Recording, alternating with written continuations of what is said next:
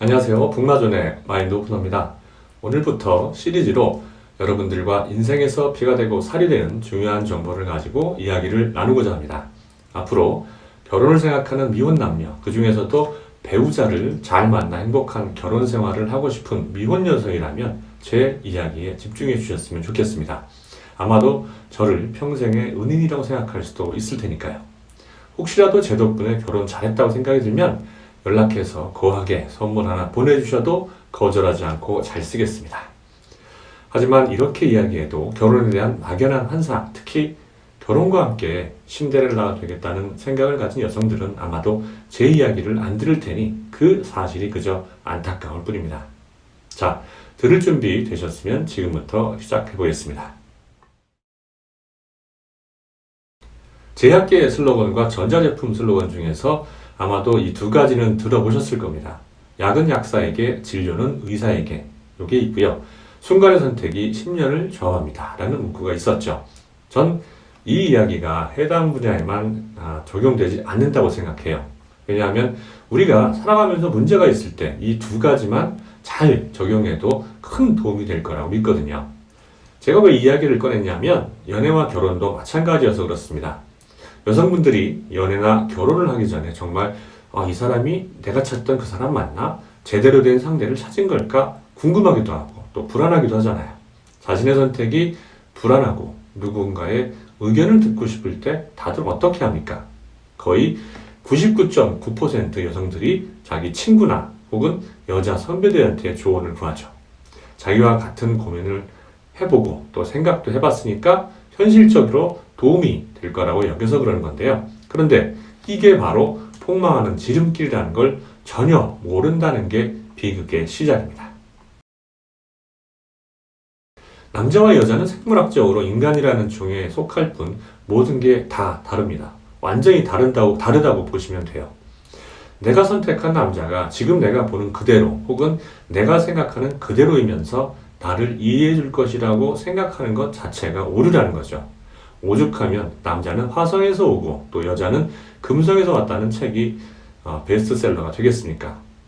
40년간 관계상담 전문가로 활동해온 존 그레이 박사가 쓴 화성에서 온 남자, 금성에서 온 여자는 100만 부나 팔렸습니다. 그리고 남녀관계의 바이블, 연애의 교과서라는 별칭까지 얻을 정도였죠. 2만 5천 명의 커플을 상담하면서 남녀 사이 갈등 원인을 연구한 결과를 기반으로 남녀가 서로에 대해서 오해하는 원인에 대해 설명해 주는데요. 여기서 얻을 수 있는 핵심은 뭐다?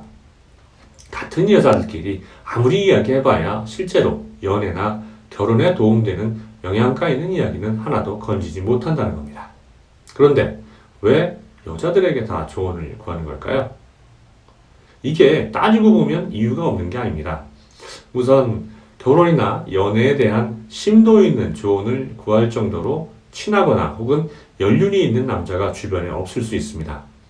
결혼을 생각하는 남자에 대해서 조언을 구할 사이라면 대개는 엄청나게 친해야 되겠죠. 애인이나 다름없는 친구거나 혹은 어렸을 때부터 집안끼리 친하게 지내서 서로를 속속들이 다 알고 있는 사이 정도는 돼야 가능할 겁니다. 설사 그런 남자가 있다 하더라도 결혼이나 연애에 조언을 줄 정도의 지식이나 혹은 지혜를 갖추고 있기도 굉장히 어렵죠. 자, 서로 그런 남자가 있다고 해도 여전히 문제는 있습니다. 여자가 자기 애인이나 혹은 예비 배우자를 어떻게 생각하는 게 눈에 빤히 보이거든요. 그런데 거기다가 내 생각을 솔직하게 이야기하는 거 쉽지 않습니다. 예를 들어서, 내일 말이야, 내가 볼 때 절대 아니야. 헤어지는 게 좋겠다. 라고 말해준다고 가정해보죠. 한창 사랑에 빠진 여자가 그 조언을 있는 그대로 받아들일까요? 절대로 아닐 겁니다. 오히려 그동안 친했던 관계마저 어색해지거나 심하면 싸울 수도 있어요. 조언을 구했으면서도 그 사람을 잘못 본 거라고 끝까지 비호하고 오만하다가 야, 이럴 거 뭐하러 나에게 조언을 해달라고 한 거냐라고 화를 내고 끝날 가능성이 아주 높습니다. 누군가 제게 똑같은 조언을 구한다면 평가 의견이 만약 부정적이다. 그럴 경우에는 언급을 피하거나 아니면 최대한 순화해서 이야기할 것 같습니다. 가족이라면 물론 상처를 입든 말든 있는 그대로 이야기하고 두 팔 걷어붙이고 말릴 겁니다. 이 부분은 나중에 한 번 더 구체적인 경우를 예로 들어서 이야기를 하도록 하겠습니다. 그리고 남자들에 대해서 여자들이 갖는 불신 때문에 조언 자체를 구하지 않는 경우도 있어요. 같은 남자끼리니까 다 한 통속이지 뭐. 어차피 조언을 구하는 것 자체가 쓸데없는 짓이다 라고 생각하고 아예 시도 자체를 안 하는 거죠. 적의 적은 내 아군이니까 차라리 동성 친구나 선배에게 이야기를 듣는 게 훨씬 신빙성이 있다고 믿기 때문에 남자들은 아예 조언 대상에서 멀리하는 겁니다. 그게 현명한 선택이 아니었다는 걸 깨닫는 시기는 일이 엉망이 된 이유라는 게 참 안타깝죠. 세 번째로는 조언을 구하는 목적이 다른 데 있는 경우입니다. 이런 경우 굉장히 많은데요. 명목상으로는 조언을 구하는 것처럼 보입니다. 하지만 이야기를 하는 실제 목적은 친구나 선배들한테 나 이런 남자 잡았어 라고 자랑하고 싶어서 이야기를 하는 거죠. 나 말이야 요새 만나는 성훈 씨하고 결혼하려는데 너 어떻게 생각해? 외모는 그 정도면 괜찮은 것 같고 회사도 요즘 잘 나가는 IT 벤처기업이라 스톡옵션인가 뭔가 받을 수 있대. 몇 년이면 연봉도 1억 넘는다고 하니까 능력도 괜찮고 아버지도 무역사업 하시니까 집안도 좋고 차도 벤츠더라. 나 이 남자와 결혼해도 될까? 이미 답은 다 정해놓은 상태면서 왜 물어봐요? 이건 조언을 구하는 게 아니라 그냥 자랑질입니다. SNS에 고급 레스토랑이나 일식 오마카세 사진 딱 올려놓고 제목을 힐링 중, 나를 위한 보상이라고 쓰지만 실제로는 나 이렇게 사니까 부럽지? 라고 과시하는 거와 다르지 않다는 겁니다. 여기서 중요한 건 조언을 구하기 전에 사귀고 있는 남자가 이야기한 스펙이 과연 진짜인지 그 여부입니다. 남자들 중에는 여자들이 남자들을 잘 모른다는 약점을 이용해서 등쳐먹으려는 사기꾼도 굉장히 많습니다. 한번 지금 곰곰 생각해 보십시오. 지금 사귀는 애인에 대해서 당신이 얼마나 알고 있습니까? 혹시 남자의 회사를 명함으로만 알고 있거나 남자의 이야기로만 알고 있지는 않습니까? 남자의 능력을 그가 몰고 있는 벤츠나 BMW로 착각하는 건 아니에요. 서너 번 만나고 헤어질 상대라면 상관없습니다. 하지만 그와 평생을 같이 하겠다는 생각이 있다면 남자에 대해서 좀 더 관심을 가질 필요가 있어요. 그의 인성과 능력은 명함이나 몰고 다니는 차로 절대 가늠할 수 없기 때문입니다. 명함은 2만 원이면 누구보다도 고급스럽게 200장을 만들 수 있습니다. 또 외제차 역시 렌트나 중고 구입으로 아주 쉽게 몰고 다닐 수 있는 세상입니다. 누군가에게 조언을 구하기 전에 본인 스스로 상대방에 대해서 진정한 관심을 가져야 올바른 선택을 할 수 있다는 이야기입니다. 이러한 점은 남자의 경우도 다르지 않습니다. 남자들도 여자친구나 애인에 대한 평가를 남자들에게 구하는 경우가 많은데요. 그들이 뭘 안다고? 실상 남자들의 경우는 과시욕 때문에 친구들에게 소개하는 경우가 더 많습니다. 그리고 남자나 여자나 서로에게 잘 보이기 위해서 실제 모습을 교묘하게 감추는데요. 이렇게 마음먹으면 어지간해서는 알 수가 없습니다. 그들이 유일하게 방심하고 진짜 모습을 드러내며 빈틈을 보이는 경우는 동성들과 함께 있을 때뿐입니다. 그러니까 남자는 여자에게, 여자는 남자에게 생각을 들어보는 게 가장 현명한 선택이라는 거죠. 저도 결혼 전에 먼저 결혼한 직장 동기들이나 또 고교 동창이나 선배들한테 연애나 결혼 과정에 대해서 조언을 많이 했어요. 뭐 연애는 어떻게 해야 되고 데이트는 어디로 가야 되고 되게 많이 물어봤죠. 근데 그 이야기 들으면 정말 웃기는 경우가 많습니다. 거의 뭐 사기에 가까운 행각을 벌여서 결혼한 친구도 있었고요.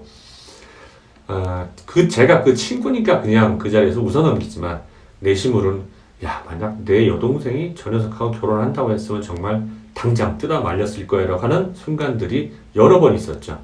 제가 듣거나 보았던 실제 사례들은 앞으로 언급할 텐데 왜 이런 이야기를 하나 아마 이해를 하게 될 겁니다. 명심하십시오. 남자 사정은 남자가 가장 잘 알고 여자 사정은 여자가 가장 잘 압니다.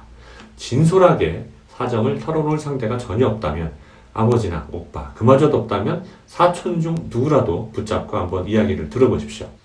듣고 싶은 것만 듣고 또 보고 싶은 것만 보면서 눈과 귀를 감고 있다가는 어느새 덜컥 되돌릴 수 없는 곳까지 갔다는 것을 알게 될 겁니다.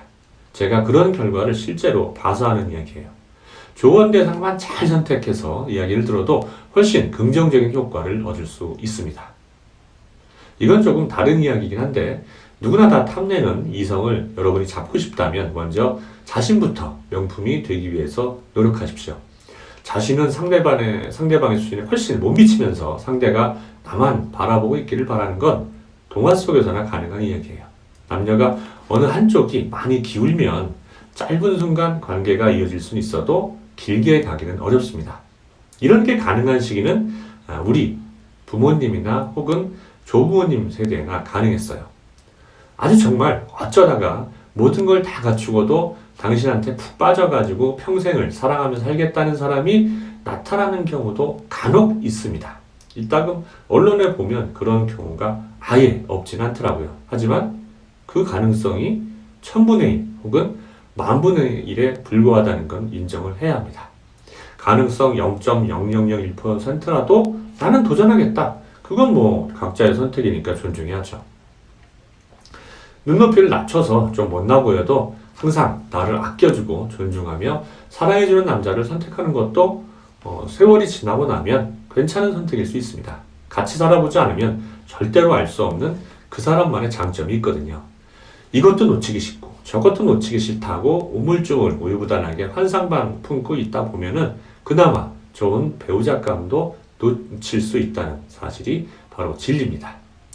그리고 결혼을 선택 범위에서 제외하는 것도 한 가지 방법일 수 있습니다. 요새는 뭐 비혼을 택하는 경우가 점점 늘어나고 있는 추세니까 뭐 옛날처럼 문제가 될 수는 없죠. 그런데 제가 결혼을 한 입장에서 한 가지 조언을 해준다면 결혼을 하는 게 안 하는 것보다 훨씬 좋더라고요. 여러 가지 면에서 말이죠.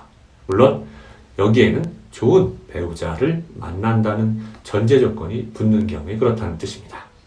흥미롭게 들으셨는지 모르겠네요. 오늘은 여기까지 하겠습니다.